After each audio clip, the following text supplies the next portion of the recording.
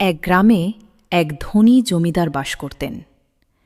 একদিন তার বাড়ি থেকে এক তোড়া দামি হীরা চুরি হয়ে গেল।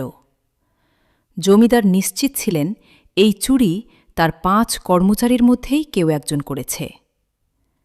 তখন জমিদার তাদের সবাইকে ডাক দিলেন, তারপর তাদের হাতে একটি করে লাঠি দিলেন। তারপর বলেন, এই নাও, তোমাদের সবার জন্য একটি করে লাঠি। ভালো করে শুনে রাখো, এগুলো সাধারণ লাঠি নয়, এগুলো হলো জাদুকরি লাঠি। আজ রাতে তোমরা এই লাঠিগুলো যার যার বাড়িতে নিয়ে যাবে। কাল সকালে যখন তোমরা আমার সামনে আসবে, তখন যে আসলে চোর, তার হাতের লাঠিটি অলৌকিকভাবে ঠিক ২ ইঞ্চি বড় হয়ে যাবে। সবাই সারিবদ্ধভাবে দাঁড়িয়ে। সকালবেলা ৪ জন কর্মচারী তাদের লাঠি হাতে জমিদারের সামনে সারিবদ্ধভাবে দাঁড়িয়ে আছে।